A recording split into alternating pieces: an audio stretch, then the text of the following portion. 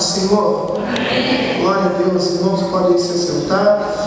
Abra sua Bíblia no livro de Salmos, número 46. Vamos continuar o estudo da terça-feira passada.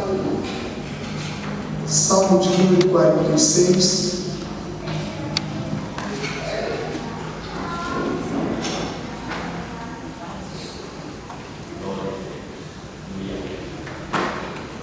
Glória a Deus.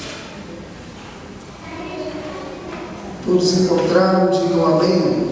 Amém. Quem não encontrou, diga aleluia. Senta do lado de cá. Os irmãos que estão aqui na minha esquerda, senta do lado direito, por favor. Estava pintando lá também.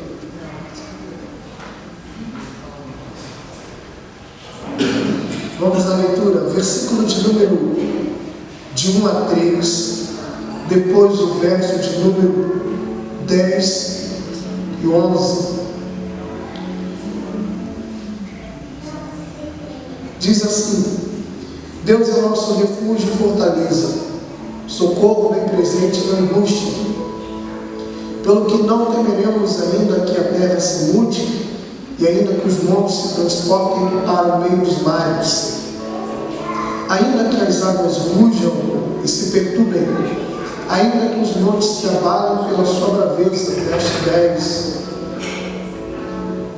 Aquietai-vos e sabei que eu sou Deus. Serei exaltado entre as nações, serei exaltado sobre a terra. O Senhor dos exércitos está conosco, o Deus de Jacó é o nosso refúgio. Você pode dizer amém? Amém. Glória a Deus. Só relembrando, tem um povo novo, só relembrando, o título do livro, Salmos, vem do hebraico terlim, que vem aí do verbo terrilá, que significa louvores e gratidão. Eu disse na terça-feira passada, repito, o título tem um propósito de relembrar que quem escreve os salmos está sendo agradecido a Deus por alguma vitória, por alguma resposta, por algum livramento. E aí eu disse aos irmãos que cada salmo ele tem uma história por trás. Salmos não é apenas uma canção de alguém que está apaixonado e resolveu escrever uma poesia para Deus. Cada salmo tem uma história por trás. Não vou repetir alguns dos salmos que eu disse semana passada, mas vale lembrar que, assim como escreveu o autor do hino da harpa cristã 126, dizendo que as mais belas canções e poesias foram escritas em momentos de tribulações, assim são as canções de salmo. Eu disse, repito, salmos não são salmos de Davi. Isto é uma meia-verdade. De 150 números, Davi escreveu apenas 74. Salomão, seu filho, 2. Os filhos de Asaf, 2. Tem Salmo de Anã, Etã, Salmo de Adão, Salmo de Moisés, e aí se vai. Salmo de número 46 faz parte de uma coleção de canções que começa no capítulo 42, vai até o capítulo 49 e continua no capítulo 84, 85, 87 e 88. Todas essas canções que eu citei, os autores são o mesmo. Quem não possui a Bíblia Slim, possivelmente na sua Bíblia aí vai estar aí dizendo quem é o autor do Salmo. Sua Bíblia está aberta? Confere comigo se abaixo do que chamamos de epígrafe do texto. O que é epígrafe do texto, Fábio? É o spoiler do que vai ser contado. Essa palavra em negrito, e possivelmente a maioria das Bíblias vão estar escrita aí: a fé perfeita em Deus, a confiança plena em Deus, Deus é o nosso refúgio, ou Deus é o nosso socorro presente. Abaixo dessa palavra em negrito, você vai encontrar aí para quem foi escrito, quem é que deve cantar e quem é que escreveu. Quantas Bíblias está aí, ó, bem fininho, quase apagando? Quantos tem aí? Vamos ler? Abaixo da epígrafe, eu conto de 1 até 3, de acordo com a sua versão bíblica. Fala o que está escrito aí abaixo dessa palavra em negrito aí. Vamos lá. 1, 2, 3.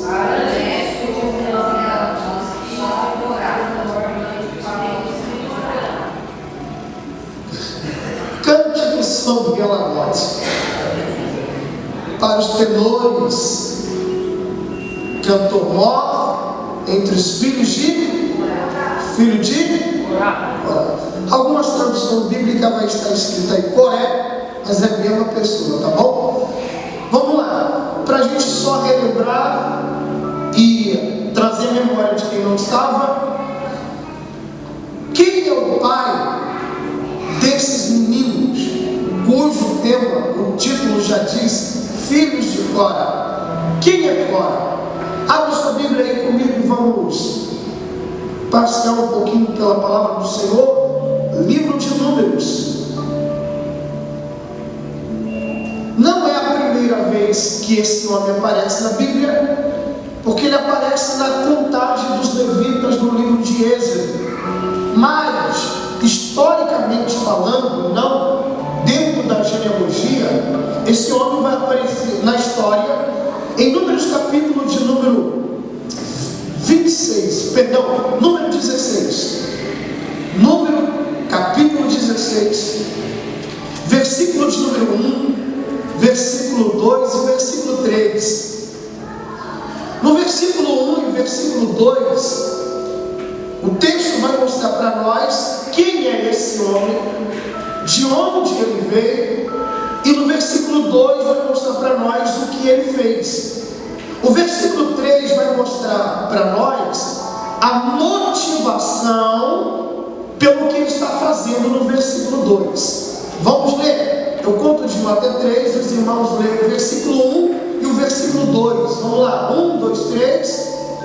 Corá, filho de Izar, filho de Coate, filho de Levi, tomou consigo a Adã e a Abirão, filho de Eliá, e a filho de Peleste, filho de Fio. Versículo 2. E levantaram-se perante Moisés com 250 homens dos filhos de Israel, maiorais da congregação, chamados ao ajuntamento, varões de nome. Segura aí no versículo 2. Corá, Datã e Abirão pertence à tribo de Levi, que foi separado por ordem de Deus, por ser filho de Arão, recebe a responsabilidade de ser o cuidador ou os cuidadores do tabernáculo, ou seja, foram separados, selecionados para ser obreiro da igreja chamada Tabernáculo do Deserto, cujo pastor, presidente e vice-presidente é Moisés e Arão. Então a função desses 3 obreiros é ajudar o seu pastor, sim ou não? Sim. Foram ungidos, separados para isso. Quando é que esses 3 obreiros foram separados? Abre a sua Bíblia aí. Números capítulo 3, está aí bem do lado. Capítulo 3, só voltar a folha.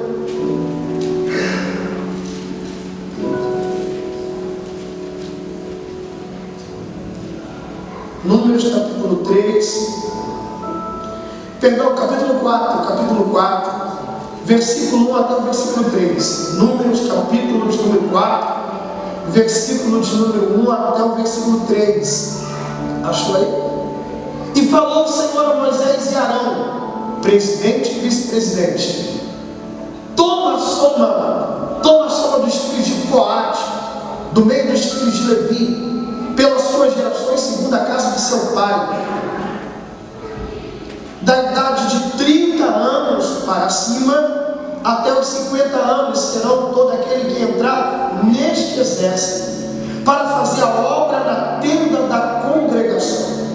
Então grava esse texto, porque esse texto está informando para nós que todos aqueles que pertenciam à casa de Levi, principalmente os coatitas, eles tinham até 30 anos de idade. Até quantos anos? Até 30 anos, para poder se preparar e então começar o trabalho no tabernáculo. Só poderia, depois de 30 anos, começar o ministério sacerdotal. Até lá, ele teria que se preparar, ou seja, entrar na escola teológica sacerdotal, a fim de poder se preparar para essa grande obra. Então, automaticamente se entende que Moisés e Arão, por ordem de Deus, separou esses três. Agora, o versículo 2 que nós lemos no capítulo 16, nos informa que esses três obreiros resolveram ir na casa de 250 famílias, a fim de poder ajudar o pastor Moisés, sim ou não? Não visitam a igreja, os membros da igreja, a fim de saber quem está passando necessidade. Corá, Datã e Abirão quer saber quem está precisando de uma ajuda, ou de uma oração, ou de uma palavra de ânimo, um empurrãozinho na fé. Não, Corá, Datã e Abirão tem uma motivação, e não é ajudar essas famílias.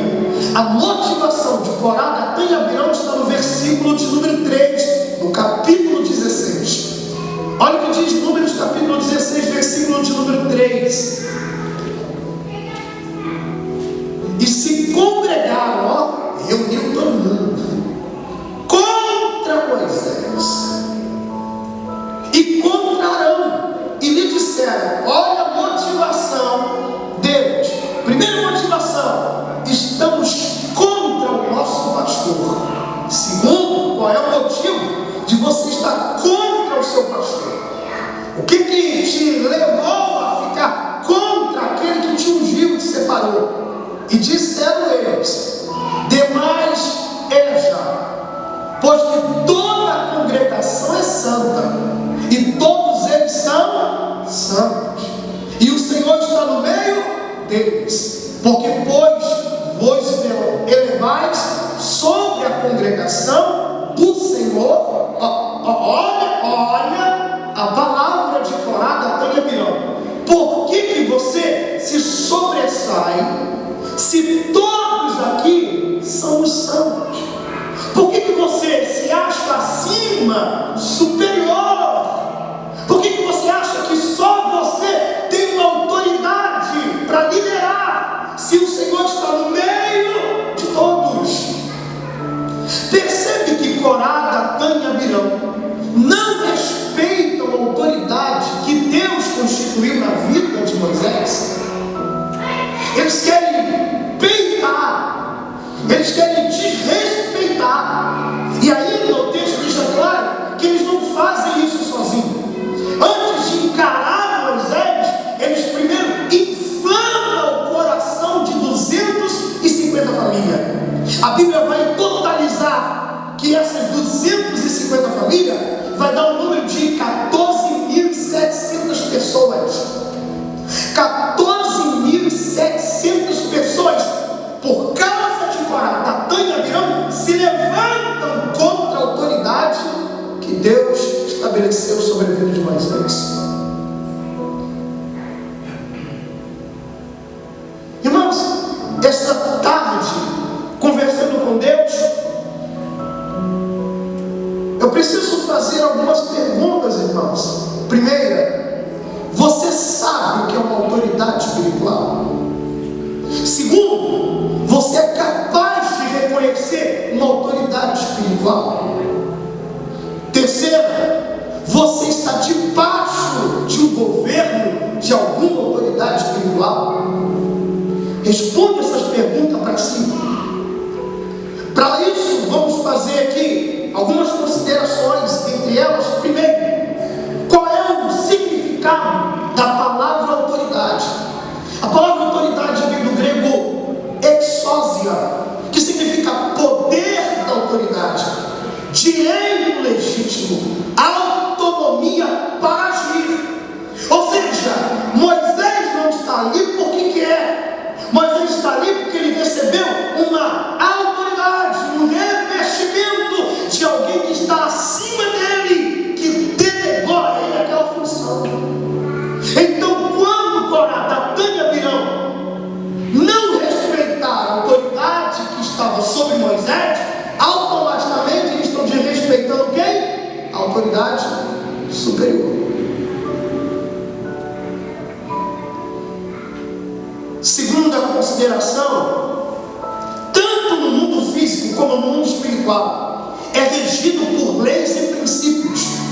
Desconhecer isso é incidir em uma série de ações erradas com várias consequências. Ou seja, não está debaixo de um governo espiritual, de uma autoridade espiritual, gera consequências, como também quem está debaixo de uma autoridade espiritual. Quem diz respeito a uma autoridade está quebrando leis e princípios que Deus estabeleceu, e a consequência virá para essas pessoas. Terceiro, todo lugar, seja no céu, seja na terra e até mesmo no inferno, tem leis. E se tem leis é porque foi posto alguém detentor de uma autoridade, e essa é uma verdade universal. Irmão, me responde, vamos lá. O inferno é uma bagunça, sim ou não? Sim ou não? Vamos lá. O céu é uma bagunça, sim ou não? Não. E o inferno é uma bagunça? Claro que não. Se existe um lugar muito bem organizado, se chama as regiões das trevas. O povo das trevas é muito mais organizado. Até Cristo disse: os filhos das trevas são mais prudentes do que os filhos da luz. Não é à toa que existe por aí, quando se fala de gente ruim, que o crime é organizado. E quando não se organiza, eles se matam entre si. Verdade ou mentira? Mas o inferno não é desorganizado. Pelo contrário, o texto que todo mundo conhece de cor, tenho certeza. Efésios capítulo 6, versículo 12. Paulo vai mostrar para nós na revelação bíblica como é a organização do inferno. Você pode abrir sua Bíblia aí? Efésios capítulo 6, versículo de número 12.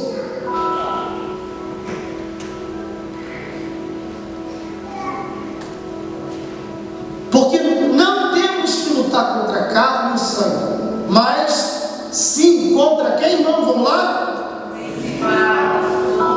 Não, vamos lá. Que é isso, gente? Vamos de novo? Bonito. Porque não temos que lutar contra carne e sangue, mas sim contra os principados, contra as potestades, contra os príncipes das trevas deste século, contra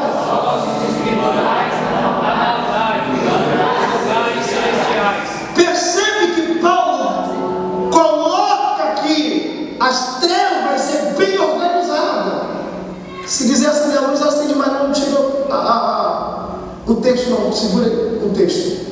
Percebe que Paulo deixa bem claro que nas regiões celestiais as trevas se organizam.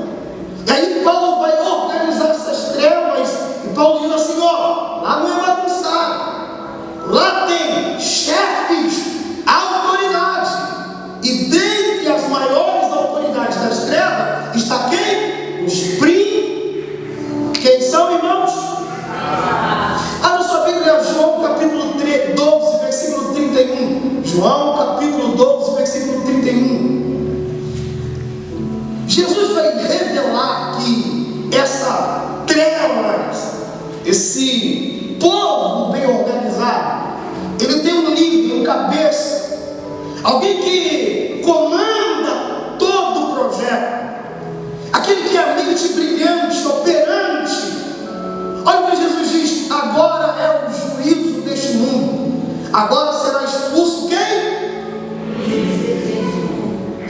está falando de Satanás.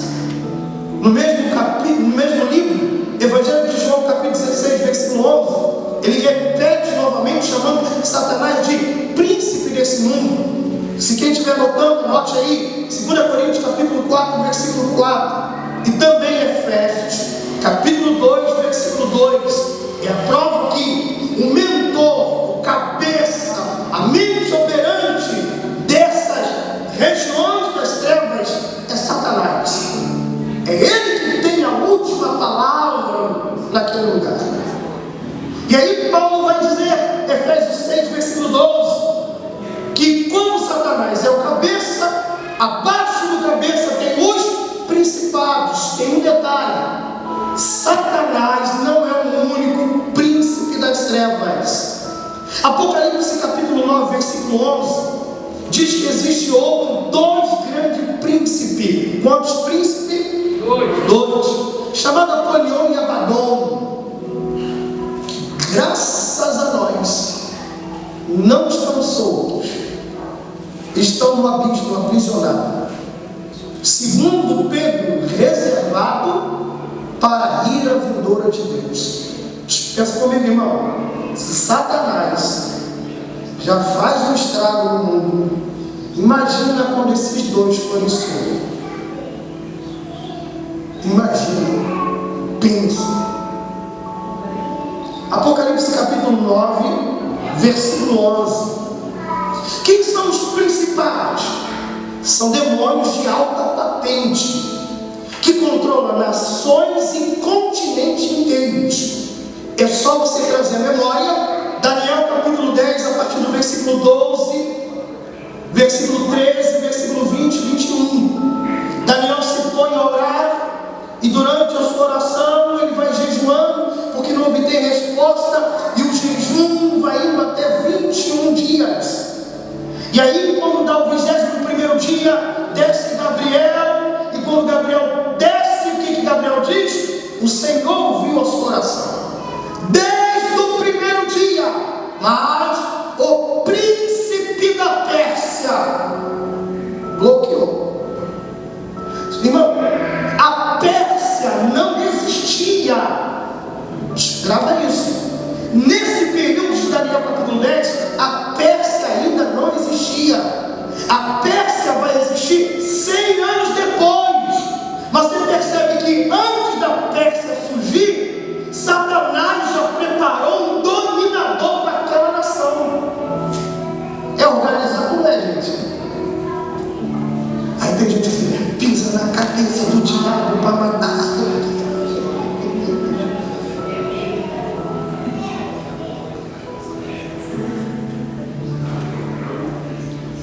Um grande exemplo dessa casta de demônios chamado principado se revela na imagem retratada de um principado. Vou desenhar, você rapidamente vai lembrar dessa imagem e segura para não falar o nome.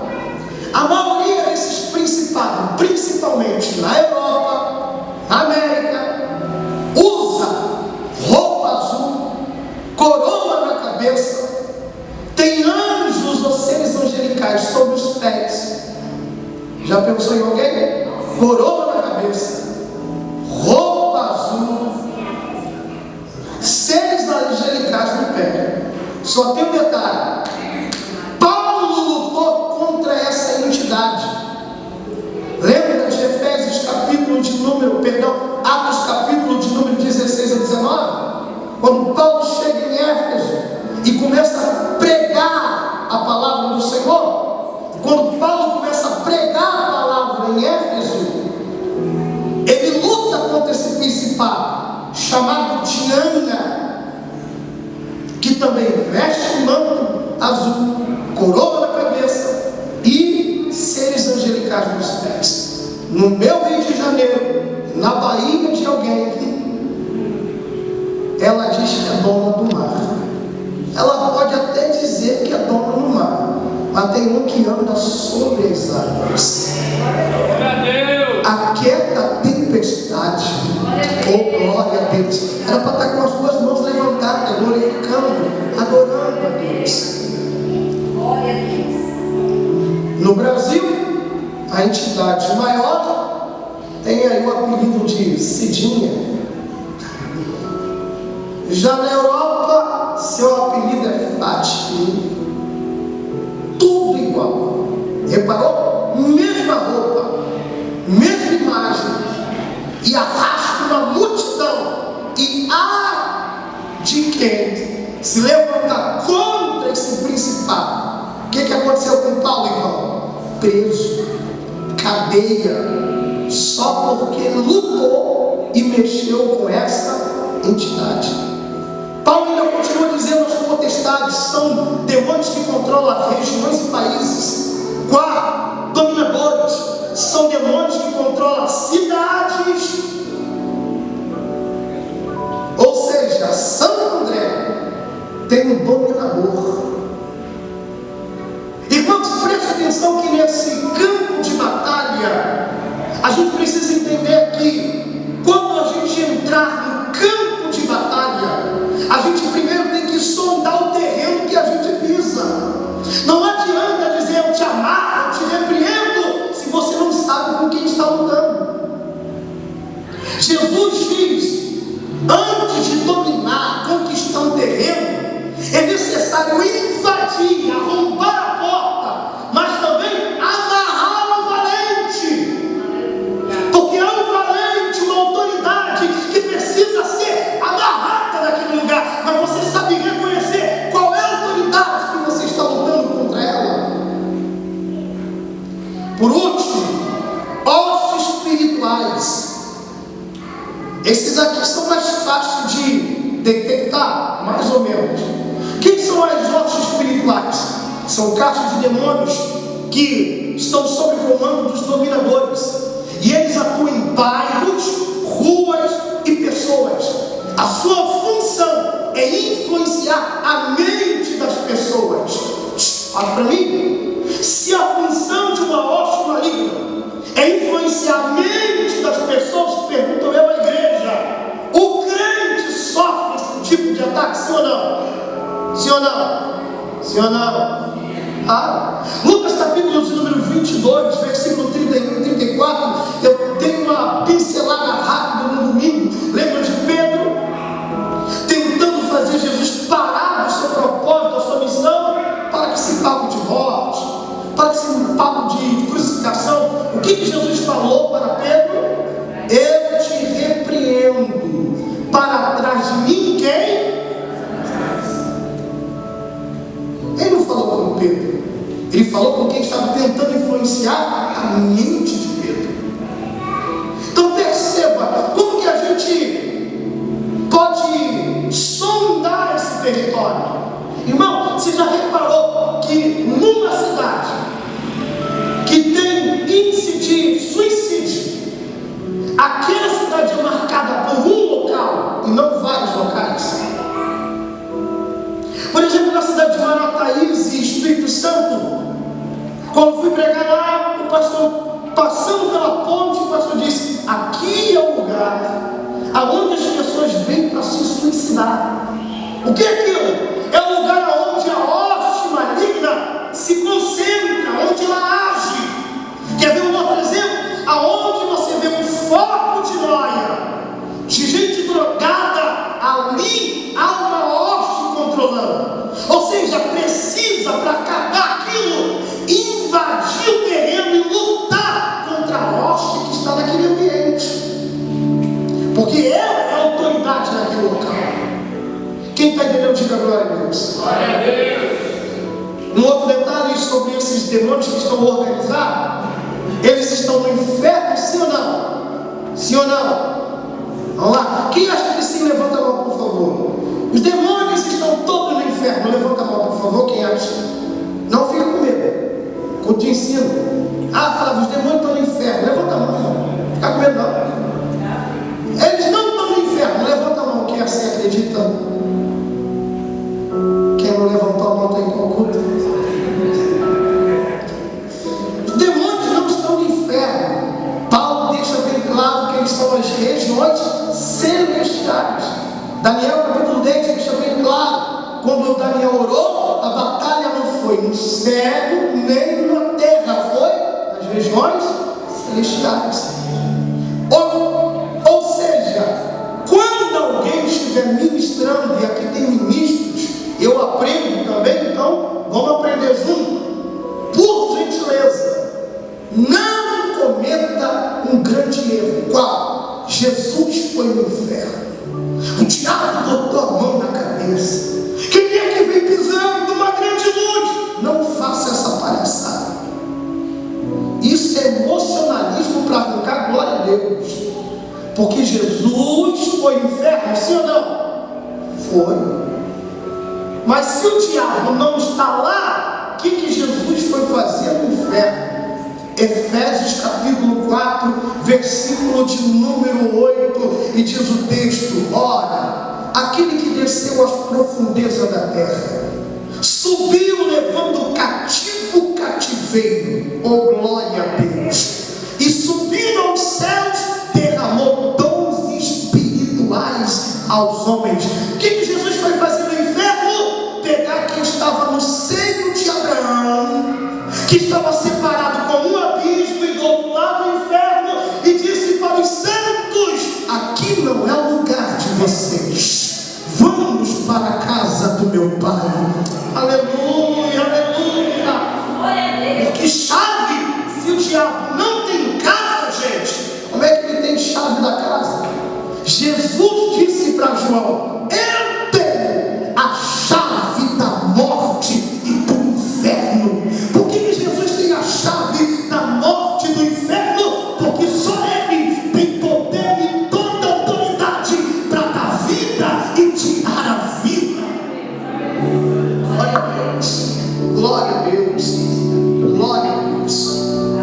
Irmãos, percebe que Corá, Datã e Abirão não respeita a autoridade de Moisés, e Paulo e Jesus deixam bem claro que as trevas são organizadas. Existe autoridade espiritual até no meio das trevas. E outra, em Mateus capítulo 12, versículo 25 e 26, vamos ler? Mateus capítulo 12, versículo 25 e 26.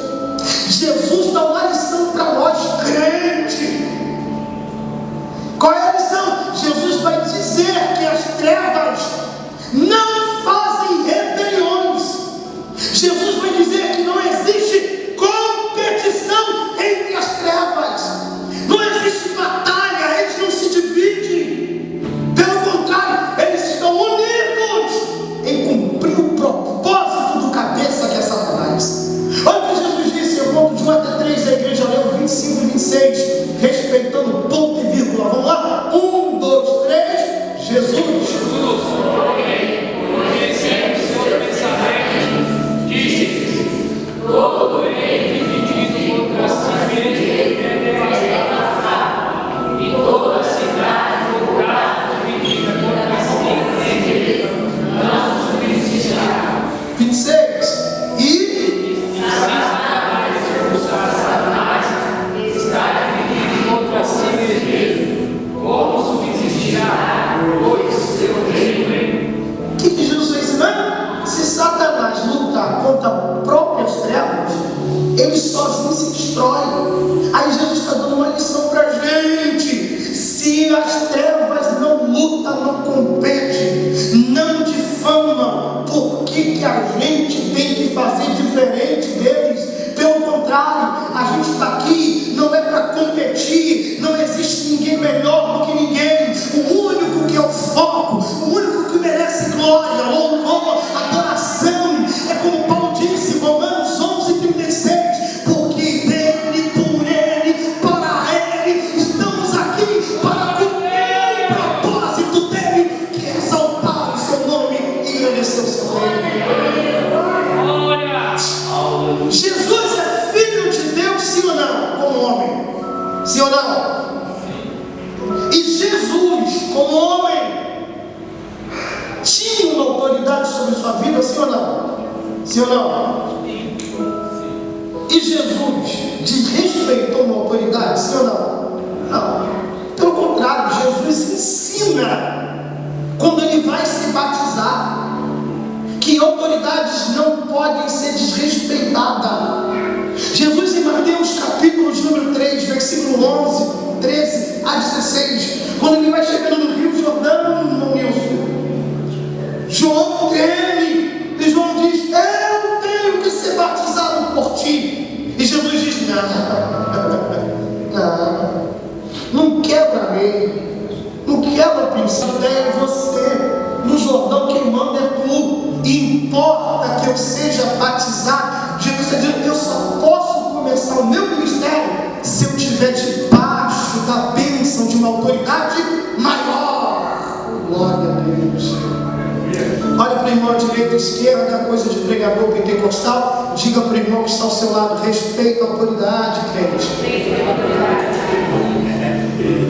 Ou seja, quem não obedece a uma autoridade é passivo de correção. Pedro fala sobre isso na sua segunda carta, capítulo 2, versículos número 10 a 11. E se até Satanás reconhece uma autoridade espiritual e respeita ela, por que nós crentes não podemos aprender? Na Bíblia vamos encontrar 3 níveis de autoridades. Anote aí se você estiver anotando, que na mente não dá para guardar. Primeiro, no mundo. Romanos capítulo 13, versículo 1, vamos ler. Romanos capítulo 13, versículo número 1. Olha o que o apóstolo Paulo fala: toda alma esteja o quê? Sujeita. Ou seja, se você tem um emprego, lá existe uma autoridade e ela está acima de você. Então não seja besta de afrontar essa autoridade. Ele é o seu superior, porque não há autoridade que não venha de Efésios capítulo 6, versículo 5 a 8. Efésios capítulo 6, do versículo 5 a 8. Paulo continua falando: há uma autoridade no mundo. Vós, servos, obedecei o vosso Senhor segundo a carne, com temor e tremor, na sinceridade de vosso coração, como a Cristo. Versículo 6, a igreja: Não servindo à vista, ou para agradar aos homens, mas como servos de Cristo, fazendo de coração a vontade de Deus. Versículo de número 7, a igreja: servindo De boa vontade, como ao Senhor, e não como aos homens. 8, sabendo Cada um receberá do Senhor todo o bem que fizer. quando você fizer algo com autoridade, não faça porque você quer bajular, puxar saco. Faça porque você não está fazendo para essa sua autoridade, está fazendo para alguém que está acima dessa autoridade, que é o Senhor. Porque quando você faz agradando ao Senhor, e o Senhor te recompensará. Glória a Deus. Paulo deixa bem claro que onde existe pessoas, vai haver autoridade constituída. Segundo nível de autoridade, na família. E a gente resume 1 Coríntios capítulo 11, versículo 3. 1 Coríntios capítulo 11, versículo 3. Efésios capítulo 5, versículo de número 22 a 24. Efésios capítulo 6, versículo 1 até o versículo de número 3. Qual é esta autoridade? A autoridade da família. E quem é a autoridade na família? Paulo diz: o homem é o cabeça. O problema é que alguns deixou quieto, Jesus. Terceiro nível de autoridade, para a gente já começar a encerrar, está na igreja. 1 Tessalonicenses capítulo 5, versículos de número 12 e versículo 13. E eu gosto desse aqui. Hebreus capítulo 13, versículo 7 e versículo 17. Hebreus capítulo 13, versículo 7 e versículo 13.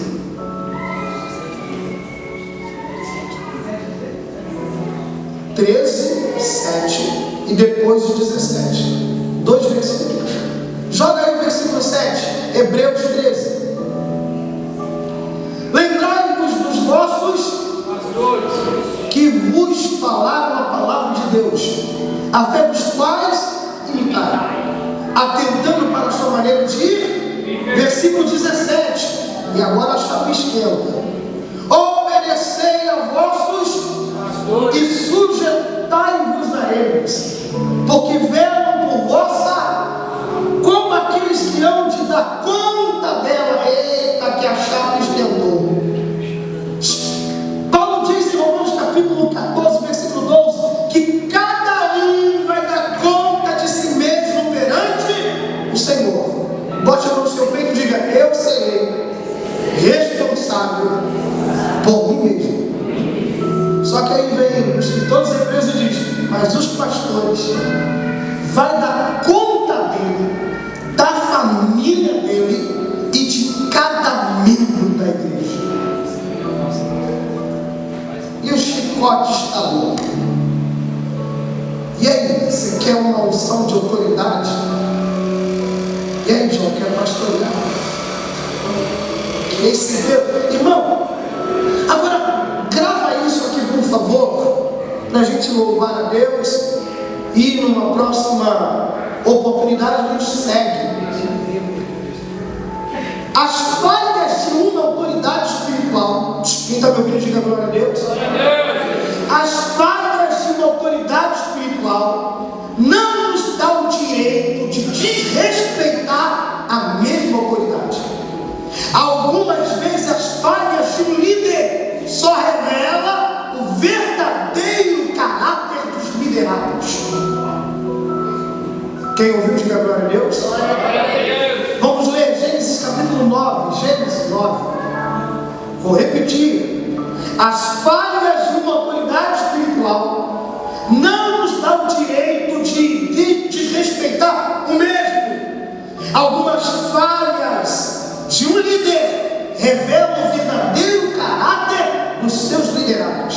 Gênesis capítulo 9, versículo 22 e 23.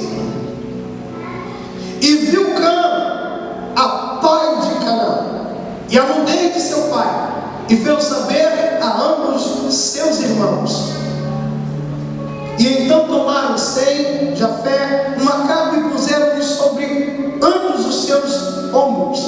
Indo viraram para trás, cobriram a nudez de seu pai e o seu rosto, e eram rostos virados, de maneira que não viram a nudez de seu. Quem é a autoridade nessa família? O pai. Mas o pai está fazendo uma coisa boa ou ruim? Ruim. E o filho Cão vai fazer o quê? Desrespeitar a autoridade do pai. Resultado: uma geração inteira debaixo de uma maldição. E é claro que eu não sou bobo de falar que somos africanos, porque eu sou negão e eu estou debaixo da bênção. Mas percebe? Lembra de quando Davi estava fugindo de Saul?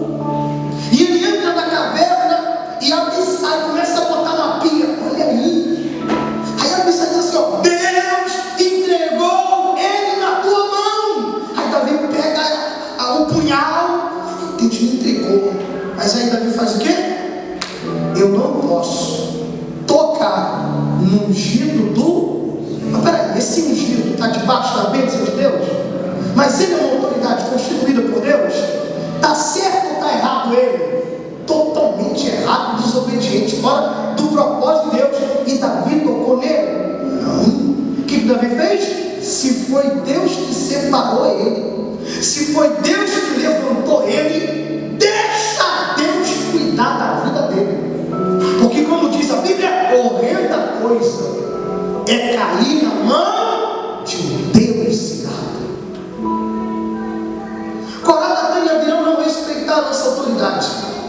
Quebraram o princípio junto com 14.700 pessoas. Veja o resultado. Capítulo 16 de Números.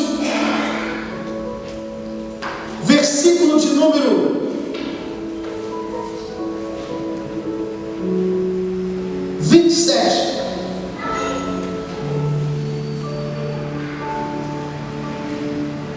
Levantaram-se, pois, do redor da habitação de Corá, Datã e Abirão,